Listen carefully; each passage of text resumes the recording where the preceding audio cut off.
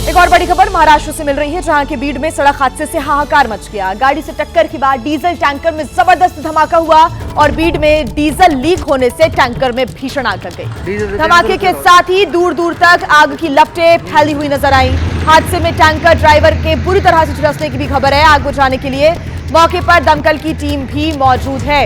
आग पर काबू पाने का प्रयास किया जा रहा है। फिलहाल हाईवे पर यातायात को रोक दिया गया है। ये 4 तस्वीरें आप देख रहे हैं। डीजल होने की वजह से ये जो आग है वो फैलती चली गई, क्योंकि जहां जहां ये फ्यूल फैला वहां वहां पर आग की लपटें फैलती हुई नजर आ रही हैं। हाईवे पर हाहाकार मच गया। एक तरफ से गाड़ियों का आना जाना यहां पर चल रहा था और दूसरी तरफ आग लगी, तो ऐसे में दहशत का माहौल और अफरा तफरी का माहौल भी देखने को मिला। आग का गुबार, आग का जो यहां पर कहर है वो कहीं ना कहीं देखने को मिल रहा है। दूर तक आग फैली हुई है। पहले आग लगी, उसके बाद यहां पर विस्फोट भी हुआ। धुएं का काला गुबार पूरे आसमान पर छा गया। और आइए अब खबरों में आगे बढ़ते हैं। एक और बड़ा अपडेट हम आपको दे दें। 14 साल के बाद भारत दौरे पर आए हैं फुटबॉल खिलाड़ी मेसी और देर रात कोलकाता एयरपोर्ट पर पहुंचे फुटबॉलर लियोनेल मेसी। कोलकाता में मेसी को देखने के लिए फैंस की भारी भीड़ भी नजर आई। अपनी प्रतिमा का अनावरण करेंगे मेसी और थोड़ी देर बाद फैंस के बीच नजर आएंगे। फुटबॉलर लियोनेल मेसी की ये तस्वीरें भी आप देख रहे हैं। जब वो एयरपोर्ट पर पहुंचे तो काफी बड़ी संख्या में लोग उनकी एक झलक पाने के लिए बेताब नजर आए। उनका कैसे गर्मजोशी के साथ स्वागत किया गया उसकी भी तस्वीरें, और कुछ ही देर बाद आज वो अपने फैंस के बीच भी नजर आएंगे। आज का उनका जो प्रोग्राम है वो हम आपको बता दें। आज सीएम ममता बनर्जी के साथ उनकी मुलाकात होगी, शाहरुख खान से मुलाकात करेंगे और साथ ही साथ सौरभ गांगुली से भी उनकी मुलाकात प्रस्तावित है। 3 दिन में 4 शहरों का दौरा करेंगे लियोनेल मेसी। 15 दिसंबर को दौरे के आखिरी दिन प्रधानमंत्री नरेंद्र मोदी के साथ भी उनकी मुलाकात का कार्यक्रम है। फैंस में कैसे जबरदस्त दीवानगी उनके लिए देखने को मिली। नारेबाजी और झंडा और जो पोस्टर्स हैं वो लेकर पहुंचे फैंस उनके स्वागत के लिए। ये तस्वीरें आप देख रहे हैं। गोट इंडिया टूर कार्यक्रम में आए हैं। 15 दिसंबर तक 3 दिन में 4 शहरों का दौरा करेंगे लियोनेल मेसी। तो भारत क्यों आए हैं और कहां-कहां जाएंगे, ये जानकारी हम आपको दे रहे हैं। मुलाकातें उनकी लगातार रहेगी जारी। आखिरी दिन जब वो वापसी करेंगे तब प्रधानमंत्री नरेंद्र मोदी के साथ भी उनकी मुलाकात होनी है। 70 फीट ऊंची उनकी प्रतिमा का वो अनावरण भी करेंगे। ईडन गार्डन्स में फ्रेंडली मैच भी खेलेंगे। हैदराबाद में मैच और म्यूजिकल सेरेमनी कार्यक्रम में भी हिस्सा लेंगे। जैसे ही लियोनेल मेसी का विमान नेताजी सुभाष चंद्र बोस इंटरनेशनल एयरपोर्ट पर उतरा, बाहर बड़ी संख्या में प्रशंसक जमा हो गए। लोगों ने झंडे लहराए, मेसी के पोस्टर और नाम लेते हुए गर्मजोशी से स्वागत किया। एयरपोर्ट से बाहर निकलने के बाद मेसी सीधे अपने होटल पहुंचे, जहां सुरक्षा के कड़े इंतजाम किए गए थे। इसके बावजूद होटल के बाहर भी फैंस की भीड़ उमड़ पड़ी और हर कोई बस एक झलक पाने को बेताब दिखा। पूरे कोलकाता में मेसी का फीवर चढ़ा दिखा। सॉल्ट लेक स्टेडियम से कुछ ही दूरी पर मेसी के स्वागत से पहले एक मेसी म्यूजियम बनाया गया है। मेसी के पहुंचने के साथ ही उनके बहुचर्चित गोट इंडिया टूर 2025 की आधिकारिक शुरुआत हो गई है। मेसी 3 दिन तक भारत में रहेंगे और इस दौरान वो देश के अलग अलग शहरों में कई कार्यक्रमों में भाग लेंगे। वहीं कई बड़ी हस्तियों से मुलाकात भी करेंगे। एक बड़ी खबर और चिंता बढ़ा देने वाली खबर सामने आ रही है दिल्ली में, क्योंकि लगातार वायु प्रदूषण का स्तर खराब श्रेणी में दर्ज किया जा रहा है। दिल्ली में कई स्थानों पर AQI यानी कि एयर क्वालिटी इंडेक्स 400 के पार रिकॉर्ड किया गया। दिल्ली में कई इलाकों की हवा इस वक्त खतरनाक देखने को मिल रही है। केंद्रीय प्रदूषण नियंत्रण बोर्ड के आंकड़ों में दिल्ली की हवा बेहद जहरीली हो गई है। अक्षरधाम इलाके में 419 पहुंच गया है AQI। संसद मार्ग पर भी AQI 356 दर्ज किया गया है और यह आंकड़ा कहीं ना कहीं लगातार चिंता बढ़ा देने वाला है, क्योंकि स्मॉग की वजह से विजिबिलिटी भी आज सुबह सुबह कम नजर आई। और ये 4 इलाकों की तस्वीरें आप देख रहे हैं। दिल्ली के एम्स, ITO, संसद मार्ग और अक्षरधाम की तस्वीरें आपके सामने, जहां पर स्मॉग लाइट ऑन करके, हेडलाइट्स ऑन करके लोग आगे बढ़ रहे हैं। और सुबह सुबह का वक्त जब सबसे ज्यादा जहरीली यह हवा हो जाती है और वायु प्रदूषण की वजह से लोगों को सांस लेने में भी परेशानियां आ रही हैं।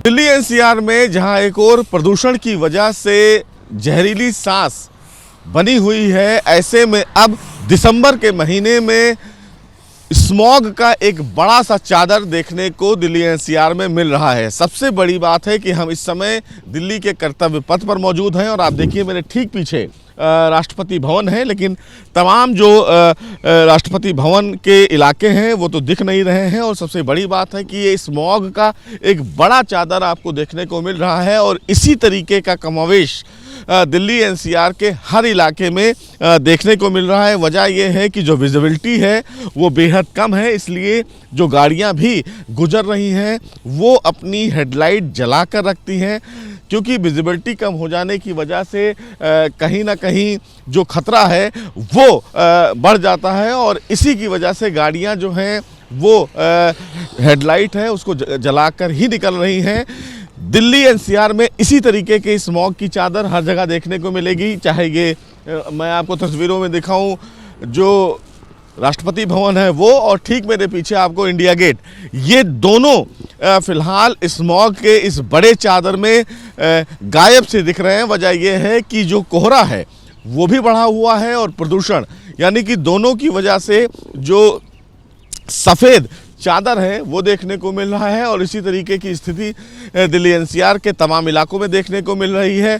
वजह यह है कि मौसम विभाग की माने तो उनका कहना है कि वेस्टर्न डिस्टर्बेंस की वजह से जो कोहरा है इलाके में वो ज़्यादा बढ़ा हुआ है और कहीं ना कहीं ये स्मॉग और पोल्यूशन दोनों का मिला हुआ रूप है, जिसकी वजह से अब दिसंबर में जो विजिबिलिटी है वो बेहद लो है। ऐसे में अगर आप अपने घरों से सुबह निकल रहे हैं तो अपनी गाड़ियों की हेडलाइट जलाकर निकलें, विजिबिलिटी बेहद कम है, लिहाजा सतर्क होकर निकलें, क्योंकि इसी तरीके की स्थिति आने वाले कुछ दिनों तक देखने को मिल सकती है, क्योंकि जो स्मॉग है वो बढ़ेगा, ऐसा जो मौसम विभाग है उनके वैज्ञानिकों का कहना है और इसी तरीके का जो कोहरा है वो देखने को आने वाले दिनों में मिलेगा। इसलिए सुरक्षित और सतर्क होकर ही निकलें, क्योंकि सुबह जो स्थिति है वो इसी तरीके की होने वाली है आने वाले कुछ दिनों तक, क्योंकि वेस्टर्न डिस्टर्बेंस है और जहां एक और स्मॉग और कोहरा कहीं ना कहीं बना हुआ है उससे जो विजिबिलिटी है वो लो है। सबसे बड़ी बात यह है कि जो ठंड है वो भी आने वाले कुछ दिनों में बढ़ेगी, क्योंकि जो हवा है वो बहुत मध्यम तरीके से चल रही, जिसकी वजह से जो स्टेबिलिटी है वो कहीं ना कहीं बनी हुई है। मौसम विभाग का कहना है कि कोहरा की जो स्थिति है आने वाले दिनों में न केवल दिल्ली एनसीआर बल्कि हरियाणा, गुड़गांव और तमाम इलाकों में बात करें वहाँ पर भी इसी तरीके की स्थिति देखने को मिल सकती है। वीडियो जर्नलिस्ट सुनील के साथ सुशील पांडे, एबीपी न्यूज, दिल्ली। आइए अब खबरों में आगे बढ़ते हैं, बात करेंगे यूपी की, जहां के प्रतापगढ़ में उस वक्त अफरा तफरी मच गई जब एक स्कूल की बस अचानक से आग का गोला बन गई। बस के ड्राइवर और 3 स्कूली बच्चों ने कूदकर अपनी जान बचाई। बताया जा रहा है कि जैसे ही बस के ड्राइवर ने बस स्टार्ट की, धुआं निकलने लगा। ड्राइवर ने सूझबूझ दिखाते हुए तुरंत बस में सवार बच्चों को उतार दिया और खुद भी बस से उतर गया, जिसके बाद चंद सेकंड के भीतर बस में आग लग गई और चारों तरफ आग की लपटें उठने लगी। स्कूल की बस में आग लगने की खबर मिलते ही फायर ब्रिगेड की गाड़ी मौके पर पहुंच गई। कड़ी मशक्कत के बाद आग पर काबू पाया गया, लेकिन बस का एक बड़ा हिस्सा जलकर क्षतिग्रस्त हो गया। जिस बस में आग लगी वो रायबरेली के निमिषा कॉन्वेंट स्कूल की थी। यह हादसा शुक्रवार की सुबह कोई 7:45 बजे के आसपास हुआ। बस स्कूल के बच्चों को लेकर स्कूल जा रही थी, तभी बस में आग लगी। गनीमत रही कि किसी तरह की जनहानि नहीं हुई, लेकिन जिस तरह से आग लगी उससे उन परिजनों की टेंशन जरूर बढ़ गई है जिनके बच्चे इस बस में स्कूल जा रहे थे। और आइए बात करते हैं तमिलनाडु की, जहां के कोयम्बटूर से एक तेंदुए के शिकार करने का वीडियो आया है सामने, जिसमें एक तेंदुआ 2 गायों के पीछे दौड़ रहा है और ये वीडियो वाइल्ड लाइफ में दिलचस्पी रखने वालों के लिए रोमांच थ्रिलर पैदा करने वाला है। वीडियो में 2 गाय जान बचाकर भाग रहे हैं और तेंदुआ उनका शिकार करने के लिए दौड़ रहा है, लेकिन गाय इतनी तेज दौड़ती हैं कि तेंदुआ उन्हें पकड़ नहीं पाता और बीच में ही रुक जाता है। लेकिन अगर गाय तेज नहीं दौड़ती तो तेंदुआ उन्हें पकड़ लेता, लेकिन जैसे मानो गायों को पता था कि अगर वो नहीं भागी तो तेंदुआ उन्हें छोड़ेगा नहीं। यह वीडियो तमिलनाडु के तालवाड़ी के जंगल वाले इलाके का है। बताया जा रहा है कि तेंदुआ भूखा था और खाने की तलाश में आशनूर गांव में घुस आया, जहां उसने गायों का शिकार करने की कोशिश की, लेकिन उसकी यह कोशिश फेल हो गई, जिसके बाद तेंदुआ निराश होकर जंगल में लौट गया। वहीं जिन गायों ने दौड़ लगाकर जान बचाई वो देसी नस्ल की गायें थी, जो काफी स्ट्रांग मानी जाती हैं। इसी नस्ल के बैल का इस्तेमाल जली कुटू में किया जाता है। आइए अब खबरों में आगे बढ़ते हैं। ड्राई स्टेट गुजरात के नवसारी में जब पुलिस और शराब तस्कर आमने सामने आ गए तो वहां पर खलबली मच गई, क्योंकि एक बदमाश फिल्मी अंदाज में गाड़ियों को टक्कर मारते हुए अपनी कार लेकर वहां से फरार हो गया। पहले कार के पिछले हिस्से में टक्कर मारी, फिर ट्रक के डोर को तोड़ते हुए भाग निकला। पुलिस ने पीछा करने की कोशिश की लेकिन रास्ता नहीं मिला। उस वक्त ऐसा लगा मानो कोई फिल्म की शूटिंग चल रही, लेकिन मामला शराब तस्करों से जुड़ा था। नवसारी पुलिस ने कार सवार बूटलेगर्स को घेर लिया था, लेकिन एक को छोड़कर बाकी तस्कर कार से उतरकर भागने लगे। लेकिन कार में बैठा एक बूटलेगर तेजी से गाड़ी की ओर बढ़ा। पुलिस वालों ने रोकने की कोशिश की लेकिन वो रुका नहीं। गाड़ी को इतनी तेजी से दौड़ाया कि पुलिस वाले किनारे हो गए और बूटलेगर गाड़ियों को टक्कर मारते हुए वहां से भाग गया। पुलिस ने वहां मौजूद दूसरी गाड़ी भी जब्त की। उसमें 4 लाख रुपए से ज्यादा की शराब रखी हुई थी, जबकि गुजरात में शराब पूरी तरह से बैन है। और एक बड़ी खबर आपको हम बता दें, आज से उत्तर प्रदेश में बीजेपी अध्यक्ष चुनाव की जो प्रक्रिया है वो शुरू होने जा रही है। आज यूपी बीजेपी अध्यक्ष पद के लिए नामांकन होगा और आज दोपहर प्रदेश अध्यक्ष पद के लिए नामांकन किया जाएगा। नामांकन में पीयूष गोयल, विनोद तावड़े मौजूद रहने वाले हैं और कल यूपी बीजेपी के नए अध्यक्ष के नाम का ऐलान हो जाएगा। आपको बता दें कि अब तक रेस में पंकज चौधरी का नाम सबसे आगे चल रहा है। तो बड़ी खबर इस वक्त हम आपको बता रहे हैं, अब तक रेस में पंकज चौधरी का नाम सबसे आगे चल रहा है। आज जो चुनाव की प्रक्रिया है वो शुरू हो जाएगी। आज चुनाव होगा और आज नामांकन की जो प्रक्रिया है वो होने वाली है। पीयूष गोयल, विनोद तावड़े इस नामांकन की प्रक्रिया में मौजूद रहेंगे और कल बीजेपी के नए अध्यक्ष के नाम का ऐलान हो जाएगा। तो ओबीसी कुर्मी समाज से आते हैं पंकज चौधरी, जिनका नाम इस रेस में सबसे आगे चल रहा है। उत्तर प्रदेश में 2027 में विधानसभा का चुनाव होना है, उसके पहले तमाम रणनीतियों को ध्यान में रखते हुए ही नाम आगे लाया जा रहा है। महाराजगंज से 7वीं बार वो सांसद भी बने हैं।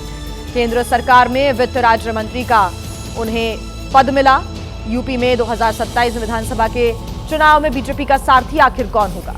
2023 में घर गए थे पीएम मोदी, उनके पंकज चौधरी इस रेस में सबसे आगे चल रहे हैं, उनका नाम सबसे आगे चल रहा है। और हम धर्मपाल लोधी की बात करें तो धर्मपाल लोधी का भी नाम इस वक्त चर्चाओं में है। ओबीसी लोधी समाज से आते हैं धर्मपाल लोधी, तो ऐसे में सामाजिक समीकरण को भी साधने की यहाँ पर कोशिश देखिए की जा रही है। धर्मपाल लोधी आरएसएस से भी जुड़े रहे हैं, तो जो विचारधारा है वो कहीं ना कहीं बीजेपी के साथ आगे बढ़ने के लिए मैच करती हुई धर्मपाल लोधी की नजर आती है। यूपी सरकार में उनकी अहम भूमिका रही है, संगठन में काम का उनके पास एक लंबा अनुभव भी रहा है। तो बीजेपी का सारथी कौन होगा 2027 विधानसभा चुनाव के लिए? उत्तर प्रदेश में अध्यक्ष पद के लिए आज चुनाव होगा, नामांकन होगा और कल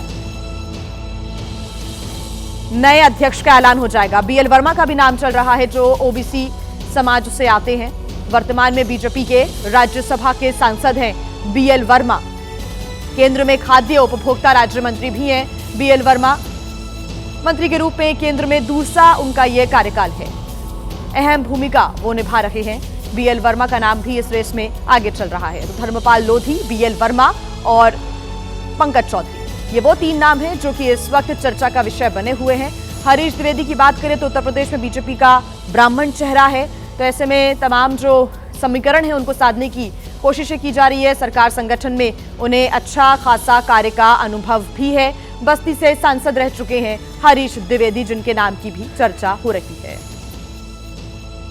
सूत्रों के हवाले से मिल रही जानकारी के मुताबिक महाराजगंज से बीजेपी सांसद पंकज चौधरी यूपी बीजेपी के नए प्रदेश अध्यक्ष हो सकते हैं।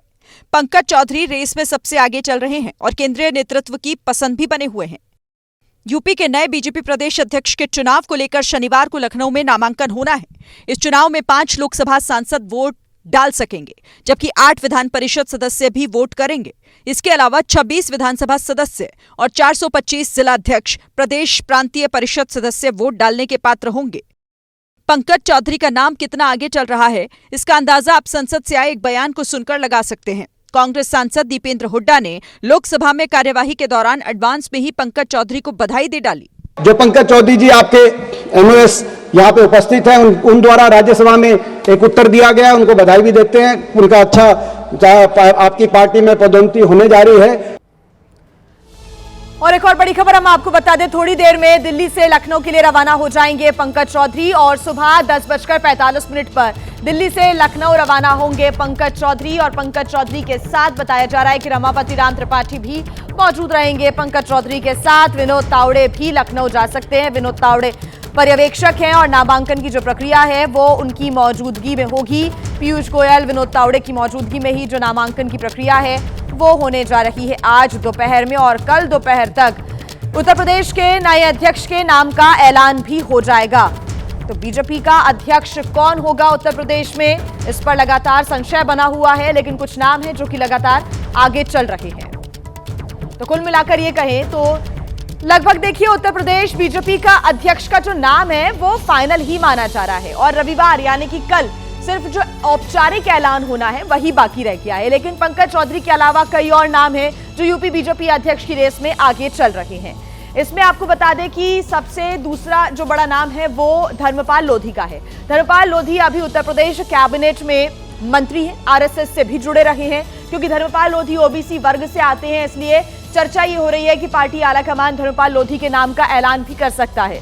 धर्मपाल लोधी के अलावा केंद्र सरकार में खाद्य और उपभोक्ता राज्य मंत्री बीएल वर्मा भी यूपी बीजेपी अध्यक्ष की रेस में शामिल हैं। बीएल वर्मा मोदी सरकार के 2 कार्यकाल में मंत्री रह चुके हैं और राज्यसभा के मौजूदा सदस्य भी हैं। अगर जनरल कोटे की बात करें तो 2027 में होने वाले यूपी विधानसभा चुनाव को देखते हुए पार्टी हरीश द्विवेदी को यूपी बीजेपी अध्यक्ष की कमान भी सौंप सकती है। हरीश द्विवेदी बस्ती से सांसद रहे हैं और ब्राह्मण चेहरे के तौर पर उनकी एक अच्छी खासी पहचान है। इस रेस में गोविंद शुक्ला का भी नाम है, आगे चल रहा है, जो उत्तर प्रदेश बीजेपी के महामंत्री हैं और अभी विधान परिषद के सदस्य भी हैं। इनकी पहचान भी ब्राह्मण चेहरे के तौर पर हो रही है। तो पंकज चौधरी के अलावा ये वो नाम है जिनकी लगातार चर्चा की जा रही है। कल तक यूपी बीजेपी के नए बॉस के नाम का औपचारिक ऐलान हो जाएगा। लेकिन सवाल यह है कि नए प्रदेश अध्यक्ष के सामने आखिर क्या क्या चुनौतियां रहने वाली हैं। देखिए, सबसे बड़ी परीक्षा तो यह है कि अगले साल 2026 में होने वाले पंचायत चुनाव ये एक बड़ी चुनौती रहेगी। और इसके बाद 2027 में यूपी विधानसभा चुनाव भी एक बड़ी मुश्किल हो सकती है, एक बड़ी चुनौती यहां पर बन सकती है। उसकी रणनीति बनाना, उसकी चुनौतियों को संभालना, ये एक बड़ी रिस्पॉन्सिबिलिटी। तो वहीं 2024 लोकसभा चुनाव में समाजवादी पार्टी ने क्योंकि एक बड़ा झटका दिया था, टक्कर दी थी, एसपी ने ओबीसी दलित समाज के बड़े वर्ग को साधा था। लोकसभा चुनाव में बीजेपी 33 सीटों पर सिमट गई और नए प्रदेश अध्यक्ष को छिटका हुआ वोट बैंक अब वापस लाना होगा। ये एक बड़ी जिम्मेदारी और एक बड़ी चुनौती भी होगा। तो ऐसे में आज नामांकन की प्रक्रिया होगी और कल दोपहर तक अध्यक्ष पद का नाम सामने आ जाएगा। इस पर हमारी नजर रहेगी। बात कर लेते हैं राजस्थान की, जहां के कोटा की एक दुकान में उस वक्त अफरा तफरी मच गई जब एक व्यापारी को अचानक से हार्ट अटैक आ गया। ऐसे में दुकानदार ने फरिश्ता बनकर ग्राहक की जान बचा ली। जयपुर से नगीने के व्यापार के लिए व्यापारी कोटा आया। शोरूम में व्यापारी आभूषण देख रहा था। दुकान कर्मी उसे माल दिखा रहे थे। तभी अचानक बात करते करते वो बेहोश हो गए। वहां मौजूद लोग घबराए नहीं और संयम से काम लिया। कुर्सी से व्यापारी को नीचे लिटाया गया और दुकानदार ने तुरंत सीपीआर देना शुरू कर दिया। ये सिलसिला करीब 2.5 मिनट तक चला और आखिरकार मेहनत सफल हुई। व्यापारी को होश आ गया, जिसके बाद सबने राहत की सांस ली। होश आने पर व्यापारी ने बताया कि अचानक उनके सीने में दर्द उठा था। तो वहीं मध्य प्रदेश के सीहोर में सड़क हादसे में 4 लोग गंभीर रूप से घायल हो गए। गंभीर स्थिति में उन्हें भोपाल भेजा गया, लेकिन इलाज के दौरान एक घायल की मौत हो गई। थार ने टक्कर इतनी जोरदार मारी कि बाइक सवार सड़क पर बिखर गए। वहां मौजूद लोग तुरंत मदद के लिए पहुंचे और उन्हें उठाकर सड़क के किनारे लिया। एक महिला सब इंस्पेक्टर की थार से बाइक सवार की टक्कर हुई थी।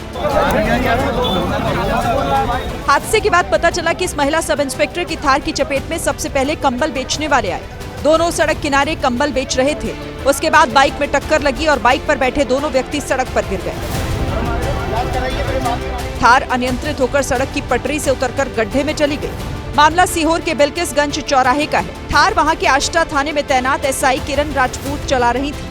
हादसे में 4 लोग गंभीर रूप से घायल हो गए, जिनमें से एक की इलाज के दौरान मौत हो गई। पुलिस ने इस मामले में एसआई किरण राजपूत के खिलाफ केस दर्ज कर लिया है। मध्य प्रदेश के रीवा से हैरान करने वाला मामला सामने आया है। यहाँ पर एक सनकी पति ने अपनी ही पत्नी का अश्लील वीडियो बनाकर सोशल मीडिया पर वायरल कर दिया। आरोपी पति पॉर्न वीडियो देखने का शौकीन था और पत्नी को एक बड़ी पॉर्न स्टार बनाना चाहता था। एक दिन पत्नी का बिन बताए आरोपी शिवम ने 13 मिनट का एक वीडियो बनाया और उसे सोशल मीडिया पर अपलोड कर दिया। हद तो तब हो गई जब शिवम ने इस वीडियो को अपने कई रिश्तेदारों और परिचितों को भी भेज दिया। उधर अब पत्नी का रो रो कर बुरा हाल है। हाँ, जबरदस्ती बोला है कि अगर मैं वीडियो वायरल कर दूंगा नहीं तो अपने खानदान वालों से पैसा दिलाओ। मैं FIR करा दी हूँ, 3-4 दिन हो गए, अभी तक कोई मेरी सुनवाई नहीं हो रही है। इधर पुलिस का कहना है कि आरोपी की लोकेशन ट्रेस हो गई है, जल्द ही गिरफ्तारी कर ली जाएगी। तत्काल मुकदमा पंजीबद्ध किया गया है और उसके पति की गिरफ्तारी के प्रयास किए जा रहे हैं। पत्नी का ये आरोप है, अब इस बात की तस्दीक आरोपी के मिलने के पश्चात ही की जा सकेगी। परिजनों का ये भी कहना है कि आरोपी शादी के वक्त से दहेज की मांग कर रहा था। दहेज की पूरी रकम नहीं मिलने से आरोपी चिढ़ा रहता था।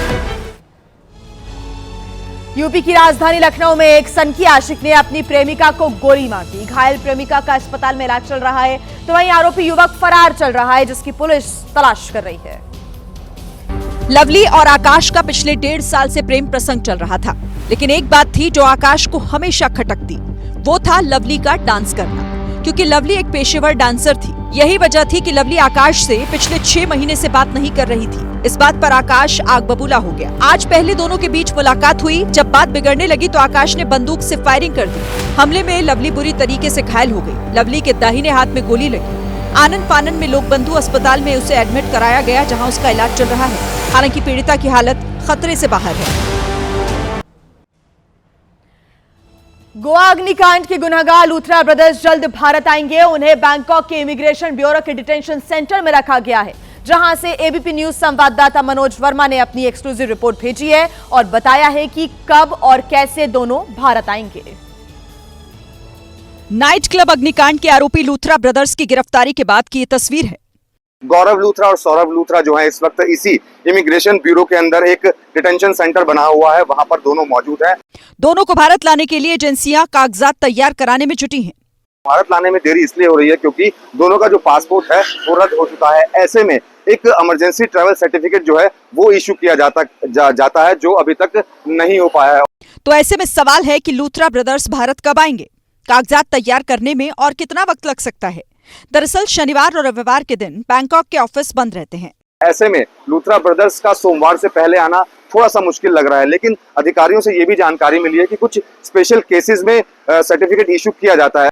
लेकिन बैंकॉक के अधिकारी लूथरा ब्रदर्स केस को स्पेशल कैटेगरी में रखेंगे, तभी सोमवार से पहले उन्हें भारत लाया जा सकता है। वहीं गोवा के नाइट क्लब में अग्निकांड के बाद एक और नाइट क्लब में आग ने जमकर तांडव मचाया है और इस बार ओडिशा के भुवनेश्वर में स्थित एक नाइट क्लब में आग लगी। आग लगने के कारणों का भी पता नहीं चल सका है, लेकिन आग तेजी से फैली, जिसके बाद नाइट क्लब से आग की ऊंची ऊंची लपटें निकलती दिखाई दी। वहां से काले धुएं का गुबार उठा और आसमान में फैल गया, लेकिन लोगों के हाथ पांव तब फूल गए जब आग पास की फर्नीचर की दुकान में भी फैल गई। घटना की खबर मिलते ही दमकल कर्मी मौके पर पहुंचे और आग बुझाने के काम में जुट गए।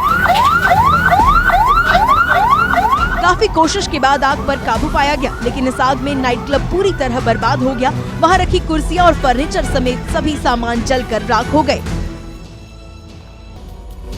तो वहीं यूपी के हाथरस में बेखौफ मंचलों ने सरेराह छात्रा के साथ छेड़खानी की। नौरंगाबाद इलाके में बाइक सवार युवकों ने छात्रा के गाल पर हाथ मारा और मौके से फरार हो गए। और ये तब हुआ जब वो छात्रा अपनी दोस्त के साथ कोचिंग क्लास से लौट रही थी। दोनों छात्राएं गली से जा रही थी, तभी सामने से एक बाइक पर 3 युवक आए और उनमें से एक युवक ने छात्रा के गाल पर हाथ मारा।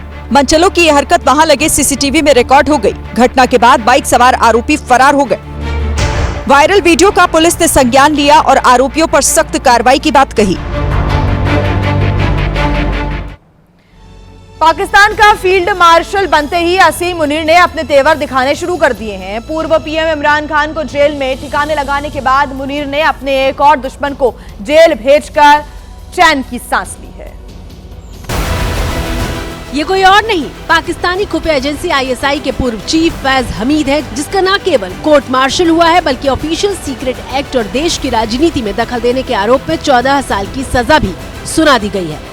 साल 2019 में इमरान खान ने प्रधानमंत्री के पद पर रहते हुए असीम मुनीर को हटाकर फैज हमीद को खुफिया एजेंसी की कमान सौंपी थी। पाकिस्तानी सेना की मीडिया विंग ISPR यानी इंटर सर्विस पब्लिक रिलेशन ने एक बयान जारी कर फैज हमीद को सजा सुनाए जाने की जानकारी साझा की है। पाकिस्तान के इतिहास में ये पहली बार हुआ है कि ISI के किसी चीफ को जेल भेजा गया है। बालाकोट एयर स्ट्राइक के वक्त भी फैज ISI का प्रमुख था।